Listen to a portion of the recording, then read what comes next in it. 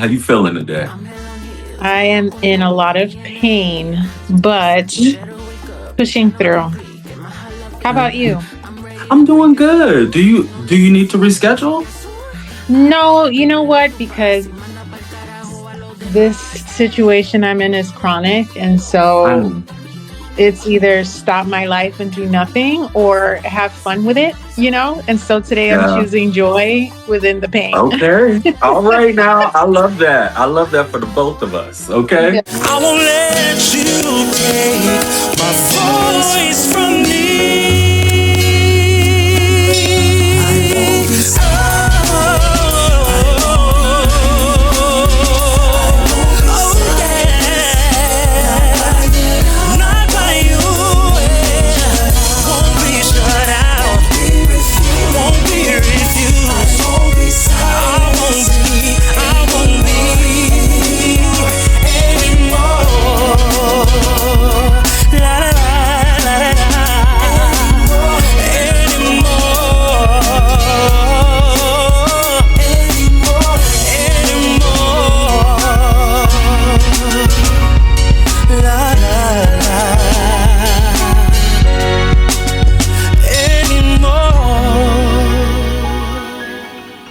What's good, y'all? Welcome to the Deshaymond Show. Thanks for coming back. Thanks for watching. I appreciate all the love that we're getting on social media. Make sure you go and follow the Deshaymond Show YouTube page and follow the Deshaymond Show on your favorite place where you stream your podcast, okay? We are everywhere, and I just want to say thank you so much for your support and your continued support.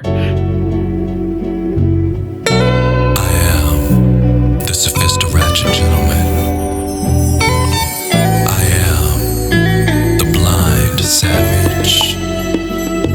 I am a nigga from the gutter.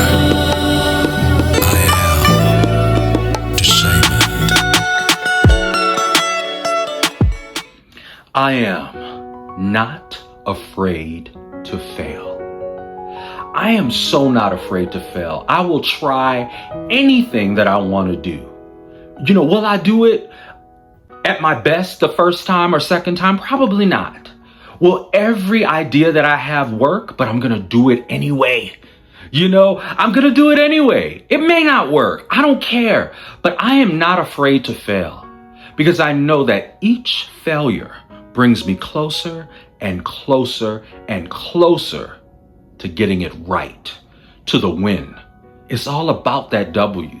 And you never learn if you never fail. So I am not afraid to fail, and you shouldn't be either.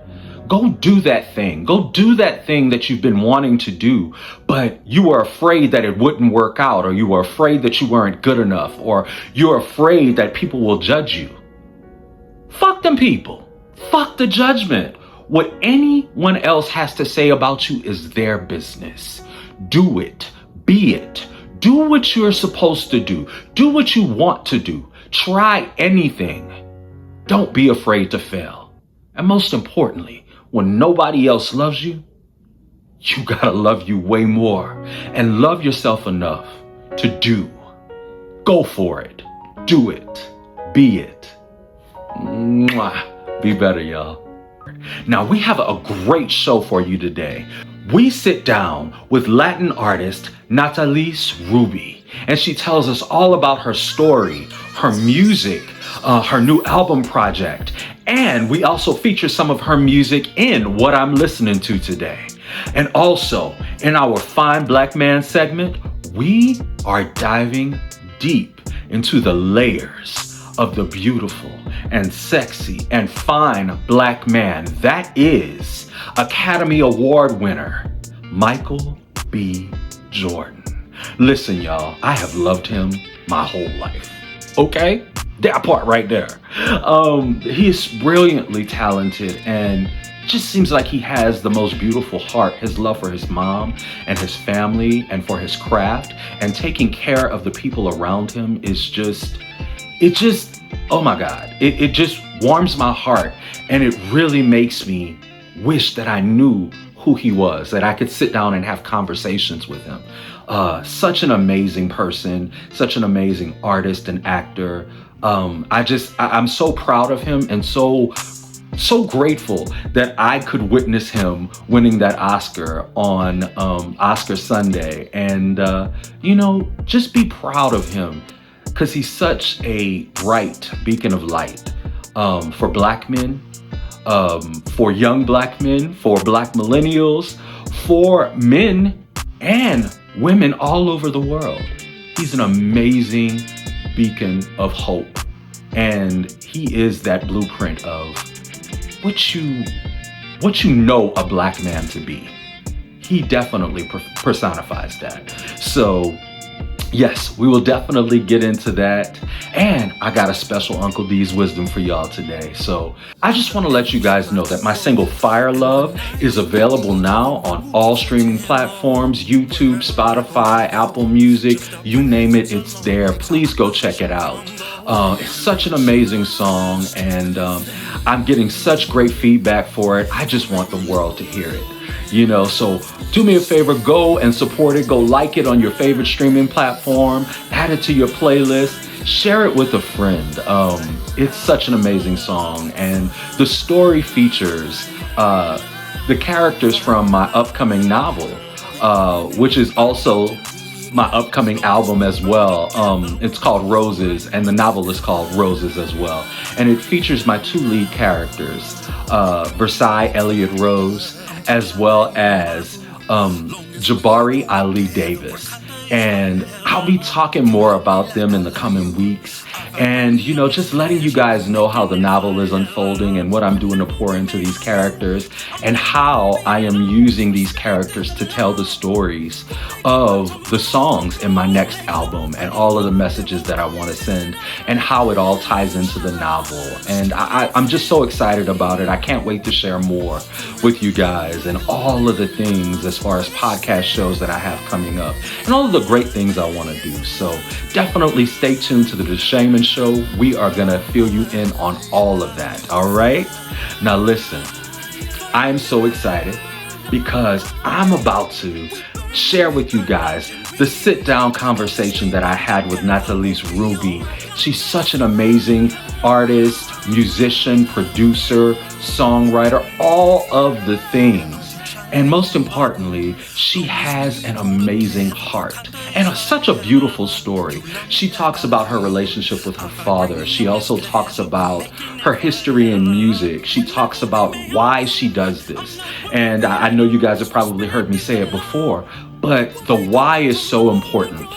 When becoming an artist or deciding to do music in the first place, that why is so important. And she's also changing perspectives and changing lives and bringing things to light in her music with her new album project Viva. So I'm just so excited. Here is my interview with Natalis Ruby. Hey everyone, my name is Natalis. My pronouns are she, her. I am a Latina, super tall, brown-skinned woman with black curly hair, but I wear it straight sometimes as well. And I'm happy to be here. Oh, and I am so happy for you to be here too, Natalis. Welcome to the Deshaymond Show. Now, I know all the amazing stuff that you do, right? But go ahead and just introduce yourself to the people. Tell them what you do, what you're about, and maybe some of who your influences are. So I am a multi-hyphenate artist. I sing, I write, I produce, I engineer as well. Currently, I am working on a salsa album, and I've been doing a waterfall release of, some of the music you can expect to hear on the album. And so that's been a fun journey. I also do a lot of advocacy for independent musicians and musicians with disabilities through organizations like the Recording Academy and Ramped. So that's kind of, where my head has been at for the last couple years, just finalizing my album and being at the front line for my people as much as possible.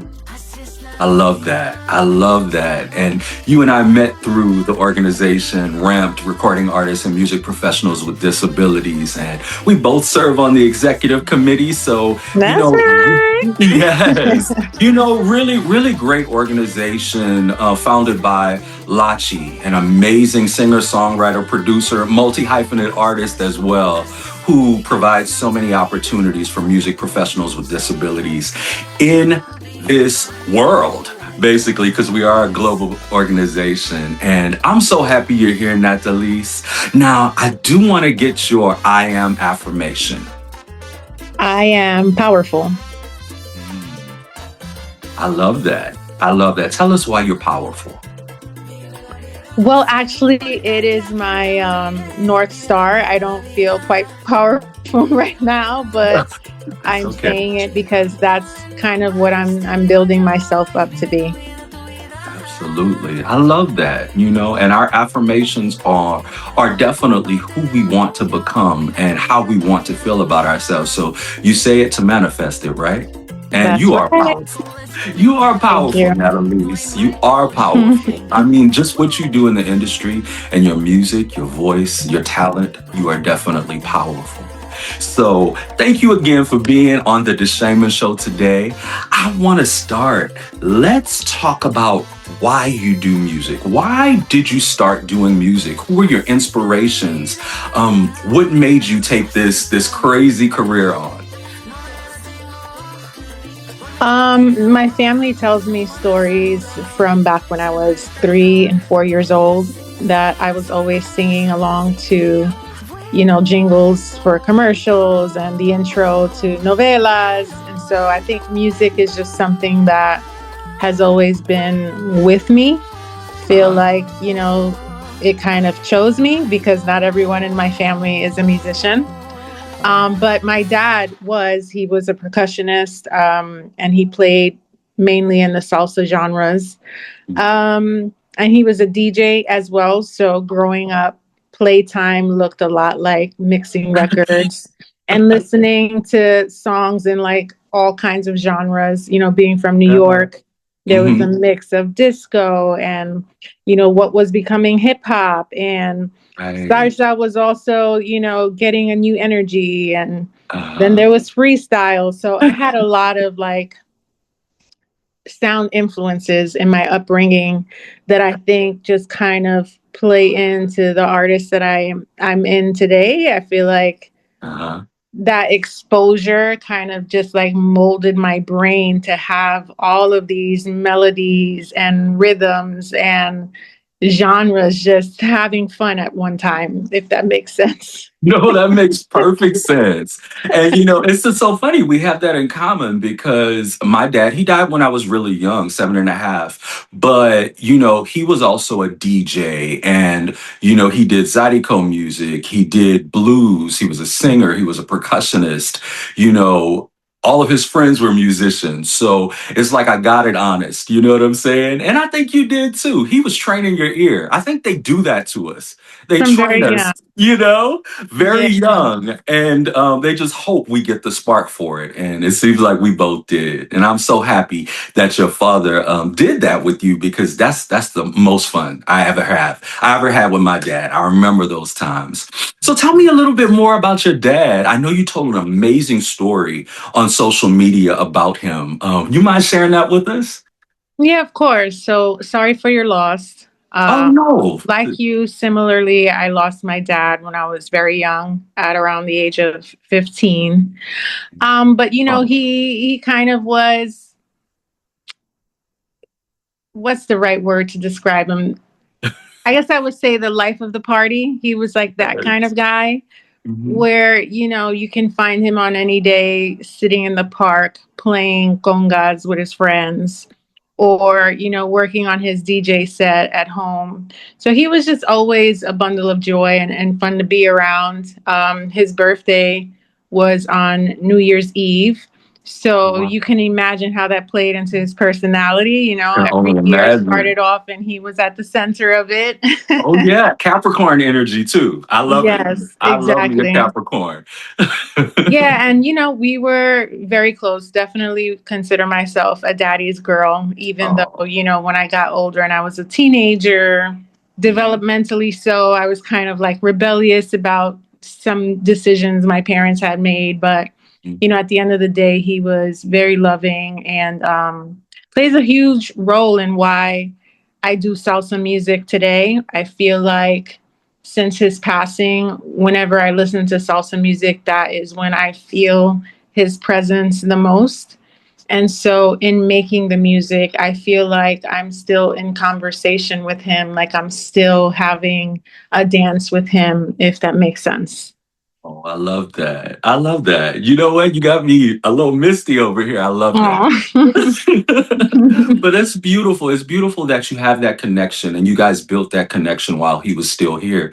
And now you get to share it with him because he's still watching. He's still with you, just in a different way. You know what I'm saying? Amen. Thank you. And yes. And speaking of music, someone has a new single coming out. Tell me about your new music coming out. Yes. So actually, I just had a single drop 3 weeks ago called Viva. And that song is high energy and it's a salsa song about self confidence, self love, and kind of living life on your own terms. And building off of that is the song that's coming out next week, which is called Hasta En La Luna, which in English means even on the moon. And it's kind of one of those anthemic kind of songs. And what I talk about in that song is something that is commonly felt across the Latino community, specifically those who don't grow up or were not born in their hometown. You know, there's this conversation around like, well, you're not Puerto Rican enough because you weren't born here, or you're not Puerto Rican enough because you don't speak Spanish, or your Spanish is weird. And it's like all of these things, these So silly. narratives created to divide us and distract us from some really real things that are happening in our culture that's affecting our culture. So yeah, I'm excited. I'm a little nervous about this one because there's a lot of like rage in it. Like I'm airing, you know, some of my grievances out Oh. with, you know, those that have that opinion that I'm not Puerto Rican enough.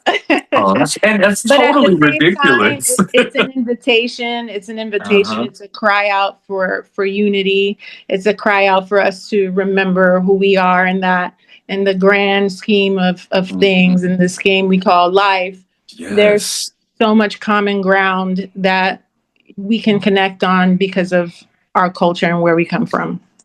Absolutely. And I think it's just ignorance because you wake up every day, you look in the mirror, you're Puerto Rican. You know, your parents Period. come from that, I'm you like, know? when people So tell it's me like that, I'm like, are you delusional? Like, are, what? girl, it's like, girl, can't you see me? You don't see me. Exactly. And I think it's it's really terrible, but I'll say this. It's because of colonization and all the rest of the things that have happened all over the world, where oppressors have come in and taken away our culture and taught us how to think and live. I was having a conversation with Precious Perez a couple weeks ago, and I was just like, if we just loved each other, and Latinos and Black people and Asian people, and all of us would just come together, just imagine the force we could be. Just Right. imagine how much we can do and how much we can get accomplished together instead of allowing the small differences that divide us. Because at the end of the day, we're all melanated people, you know.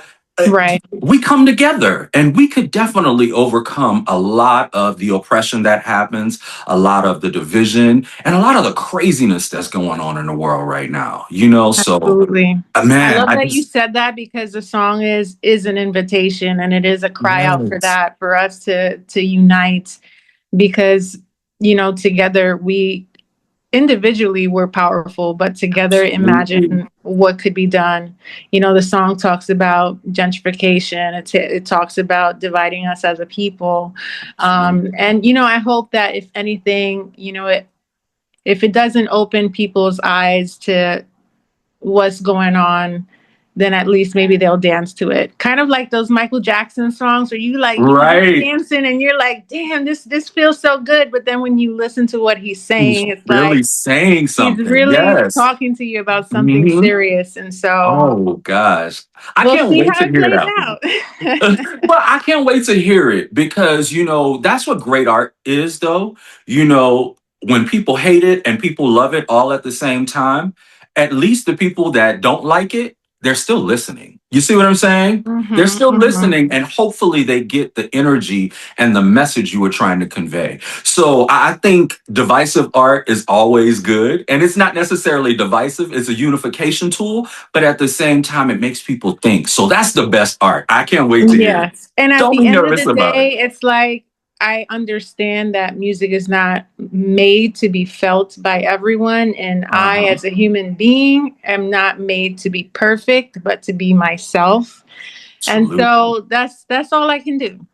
That's all you can do. And you know what? That imperfection makes you an individual, and that's what makes you perfect. You know what I'm saying? So they gonna get it. The people that are supposed to get it, they will get it. So don't stress Exactly. about it at all. It's gonna be Listen, beautiful. I'm I can't I'm wait to hear it. declaring that this is about to be the next diaspora anthem. I love It's going to it. go hard for Puerto Rican Pride season, and that Yes. also people from any diaspora are going to be able to connect with the message, because if you water up down the Puerto Rico part, Hmm. it's a struggle that we are going through collectively, not just Puerto Ricans. Absolutely. The Mexican in Absolutely. Texas Hmm. experiences this, the Dominican in Washington Heights knows what I'm talking about, you Right. know.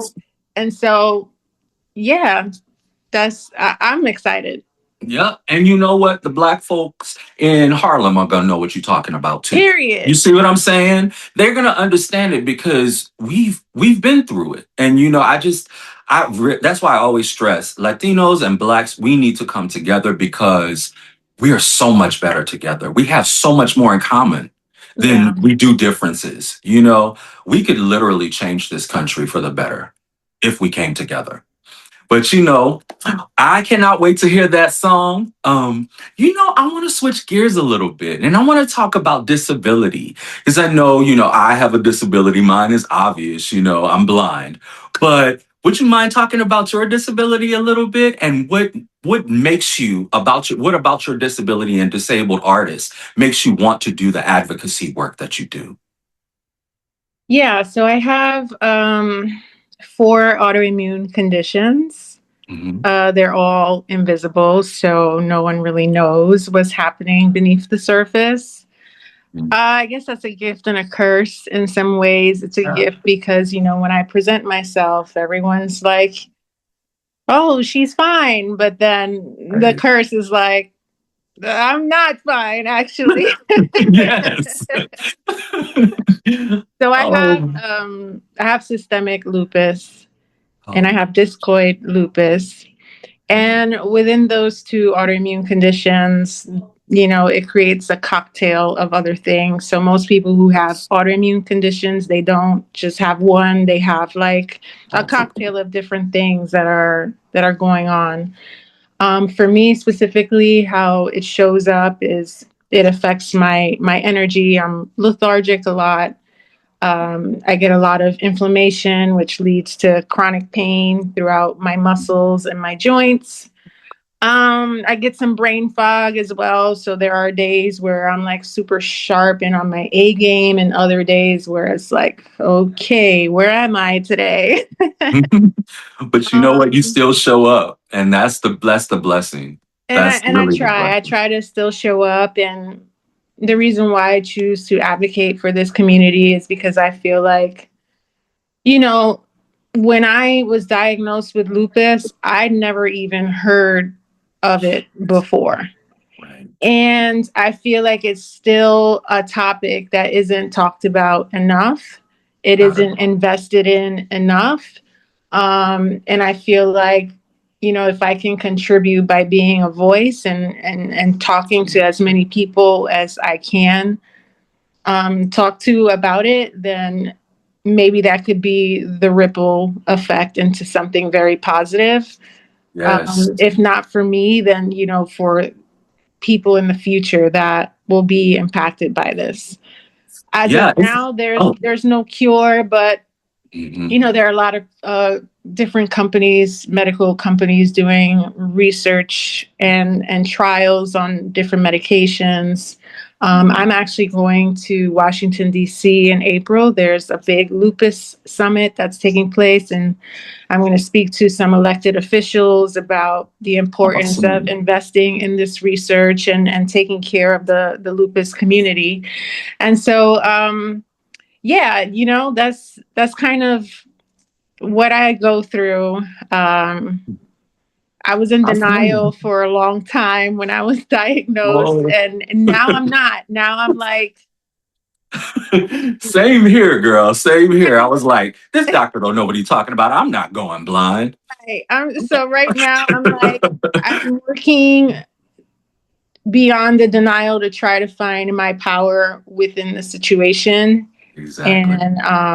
and to help other people out, because when I was first diagnosed, I didn't feel like I had a community or people that I could reach out to, or anyone that I thought could understand. So with that, Yeah. also I co-facilitate a lupus support group for the Hispanic community on a national level.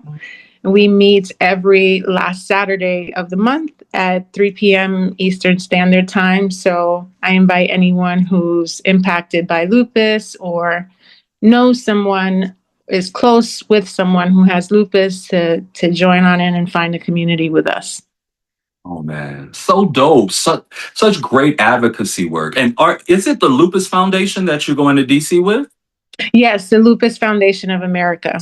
I didn't know that existed. I didn't even know lupus existed. It's not talked about enough until Tony Braxton talked about it years ago. Yes. And I Yes. don't hear anybody else talking about it except for you and her. Yeah. Like anyone, any celebrity or anyone that's in the entertainment industry, I don't hear anyone talking about it.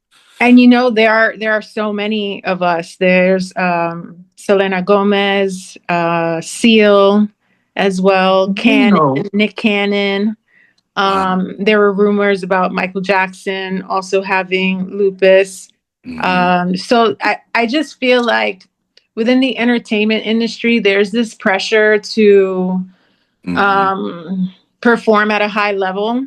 Correct. And so that mentality can pressure people into feeling like they always got to show their best self. And so I'm Yeah. not going to talk about this other thing that's happening in the background, or I'm not going to allow people to see me, quote unquote, weak. And so there are things that people are going through that we don't hear about because of that pressure or that perspective that, like, I got to put on my best face.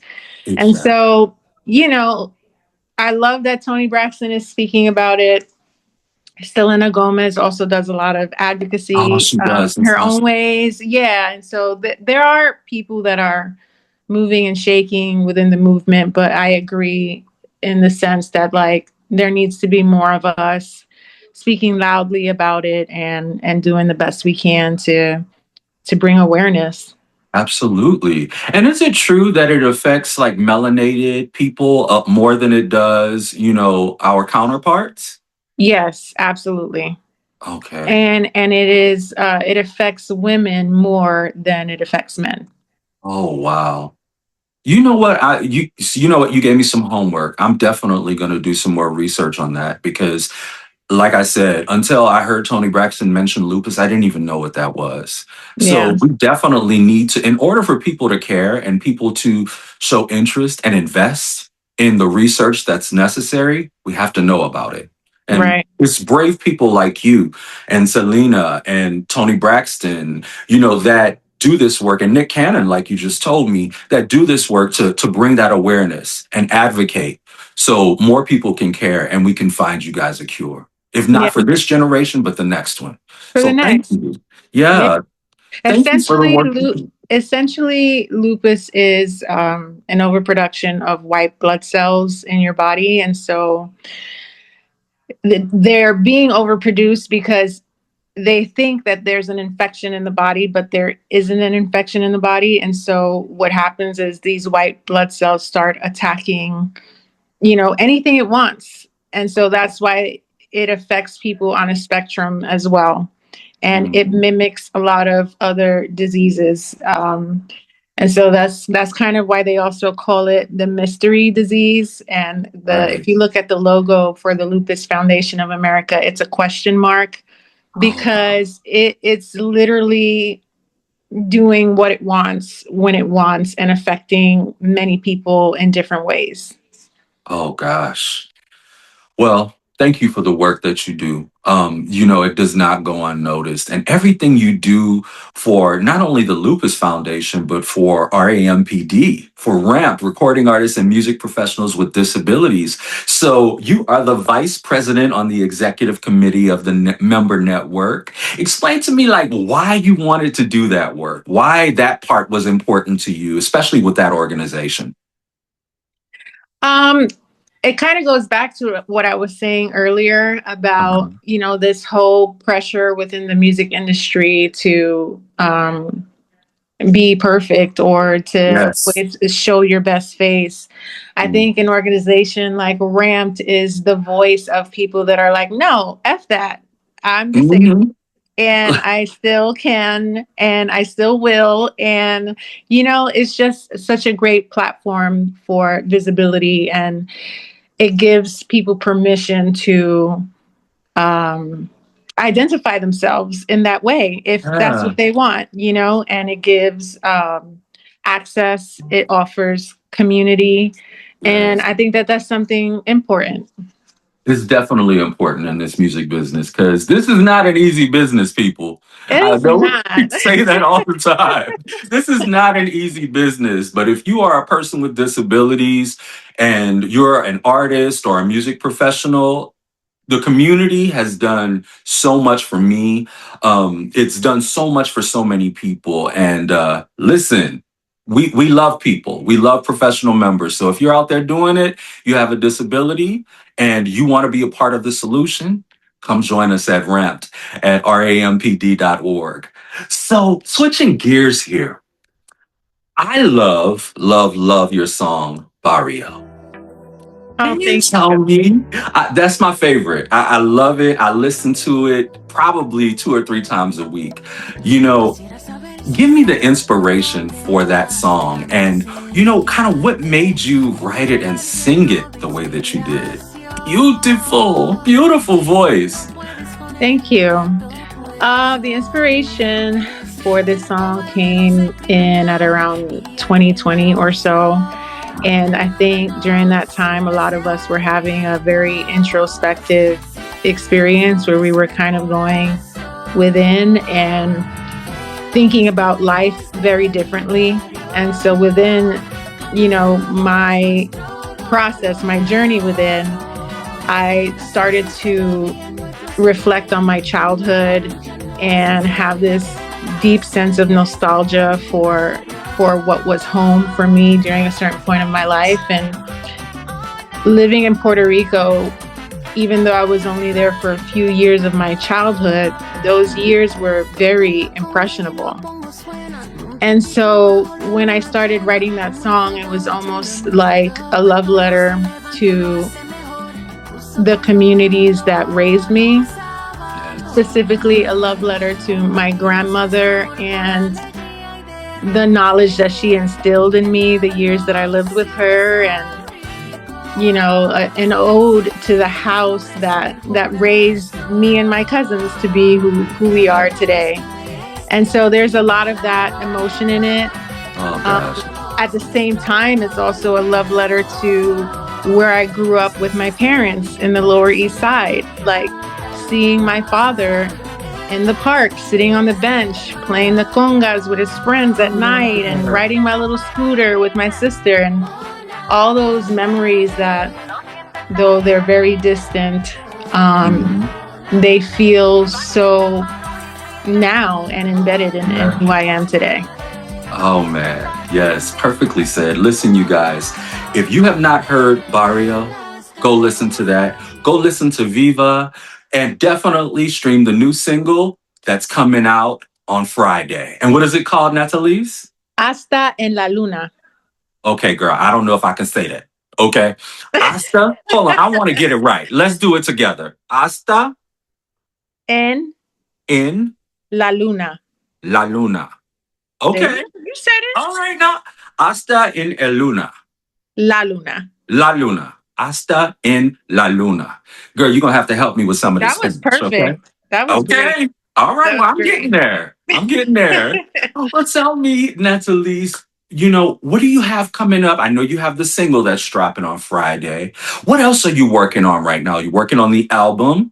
Yes, so the album is going to drop in full on Uh-huh. April 17th. It's going to be fully loaded. So right now I'm preparing my campaign for that and Yes. gearing up also to say yes to some live opportunities that are being negotiated right now. Awesome. Yeah, I have stage fright, so this is going to be a wild year for me as I kind of jump into being at the forefront. A lot of my success has come from doing background work. I used to sing in a choir where we did background vocals for J. Cole, Kanye West, and Mariah Carey. And so now I'm like, okay, I'm coming out of the background and I'm putting myself on display. This is who I am. So it's that those are some of the things that y'all can expect from me, more music and definitely more performances. Oh, I'm so excited for you. Listen, I used to have severe stage fright. I have social anxiety as well.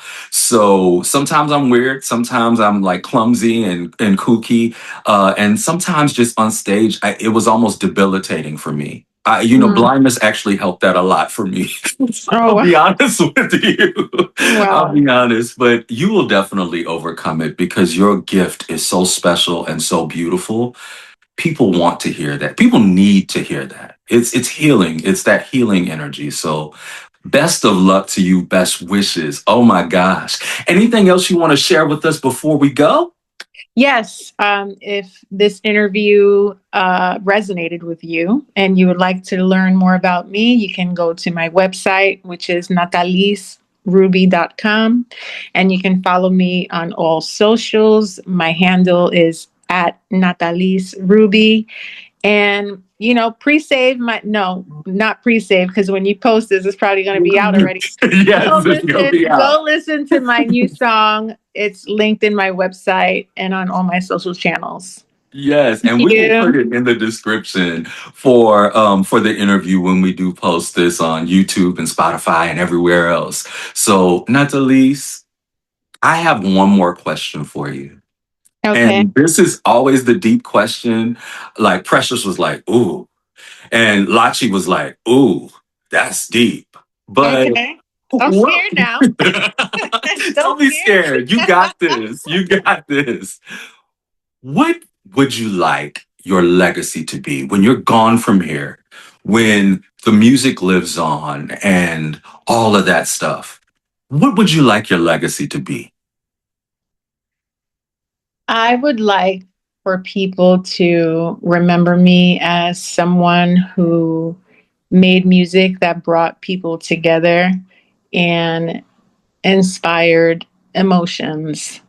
I want people to remember me as an advocate, a voice for the voiceless, and that I did my best that I could while I was here. Oh, that's so dope. Thank you so much, Natalie. I really appreciate you doing the show. The Deshaymond Show audience is going to love you. And I love you so much. I think you're super, super talented. I Love told you you, too. I'm a fan. I really, really am. And I can't wait for the new single. Thank you so much for being here. And I hope you have a great, amazing rest of your day. You too. Thank you so much. I love you as well, and thank you for the opportunity and for sharing your platform with me. Always, it's open to anyone. That's the whole point of the Deshaymond Show. I want artists with disabilities, creators from marginalized communities to know that this is a safe place. We only give flowers here. We don't talk about no rumors and mess and junk and none of the rest of that. This is a place of love. So I love you and thank you so much, sweetheart. I'm looking out for the single. And I'm going to go stream Viva right now because I haven't heard it yet. Yeah. Dang Oh, it. yes. You need I'm to get on wrong. that. I need to get on that right now. I promise you, as soon as we disconnect, I'm going to go do that right now. All right. And then give me your feedback. I will. Mwah. Bye. You will, honey. This week, what I'm listening to is the brand new single by Natalis called Hasta En La Luna. I know you're gonna love it. Yo soy de aquí, siento la ola de la isla así, como sangre que corre dentro de mí. En mucha tierra crece en esta raíz, ¿pa' qué discutir? Sangre en la arena, ¿por qué nos corruptan? Todo lo gritan, boricua hasta en la luna. Sangre en la arena, ¿por qué nos corruptan?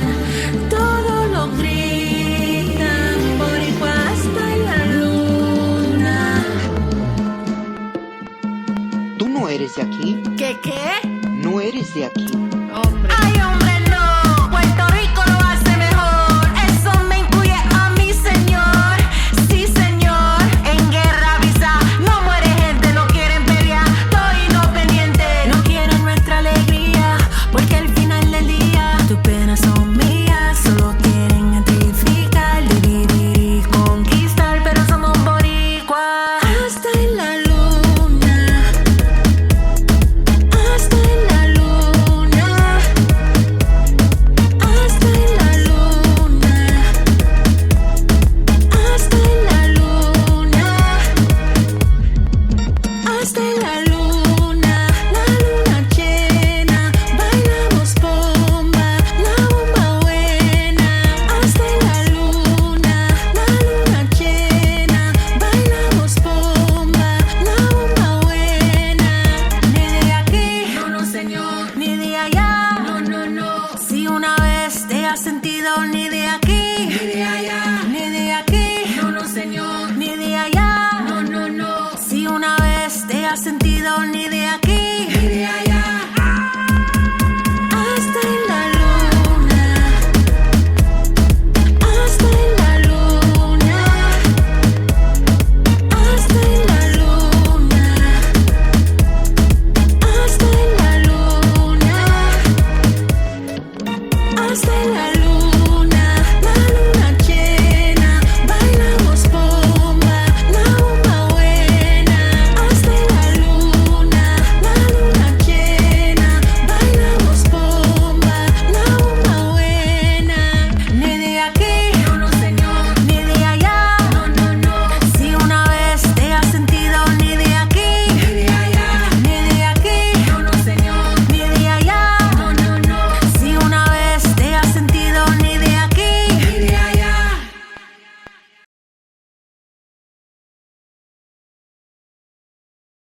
Let's take a moment to celebrate excellence. Real, intentional, undeniable excellence. This week's fine black man is none other than the Academy Award-winning Michael B.Jordan. An actor, a producer, and a visionary. A man who has built a career on discipline, purpose, and presence. From Fruitvale Station to Creed to Black Panther, he has given us performances that don't just entertain, they move us. He shows up with a level of commitment that says, I respect the craft and I respect the story. And that kind of dedication, yeah, that's attractive. That kind of focus, that kind of intentional growth, that's powerful. But what makes him even more beautiful is the way he shows up for his family, especially his mother. The love, the care, the protection. You can feel that he's grounded in something real. And that's what makes a man not just successful, but whole. Now let's be clear. The talent is definitely there. The accolades are there. The global impact is there. But so is the confidence, the style, and the presence. And yes, the sexiness. Because there's nothing more attractive than a black man walking in his purpose. Michael B. Jordan is a reminder that you can be disciplined, soft, strong, focused, and still evolving, all at the same damn time. And that right there, that's fine black man energy. All right, y'all. It's that time in the show where I drop some of that wisdom on you, some of that Uncle D wisdom. Let's go. So, R&B superstar and icon Monica said, don't fumble the bag. And what she really meant was not necessarily fumbling money or fumbling, opportunities. Well, maybe opportunities, but fumbling valuable people. I think a lot of times we start to feel ourselves, we start to allow our ego to take control, and we end up burning bridges and tearing apart relationships that have always served us well and always nurtured us and always kept us safe. I think we need to be mindful. We're all headed to this place, or we want to get to this place of success, but we have to be very, very careful who we step on in the process. How you treat people in the process of becoming and getting to where you want to be is very, very important. Kindness is always the best attitude. Humility is always the best attitude. And understanding that maybe this person doesn't have everything that you need, or maybe they aren't everything that you want to become. But kindness towards them could be the open door later. We always tend to bite the hands that feed us. Why would you do that? If you know a person, a group of people have always had your best interests at heart and always wanted you to succeed and supported your progress and supported your drive and wanted to make sure that it was as easy as possible for you to get to where you're going, always poured life into you, always loved on you and nurtured you, why would you want to burn that bridge? And why would you want to be disrespectful or cause pain or harm to the people that have always been there for you? I think we need to ask ourselves, what really matters? What keeps me grounded? What keeps me successful? What continues to be a constant source of love and nurture for me? And we need to be nurture and be kind and be love right back to that, because that's your day ones. That's the people that truly, truly fuck with you.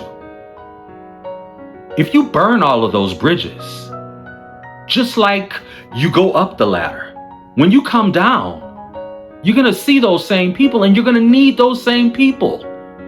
Don't fuck it up. Don't fumble the bag. Now, I love y'all. I love y'all so much. And I always want the absolute best for y'all. But here's what you got to do. When nobody else loves you, you got to love you way more. Mwah. Be better, y'all.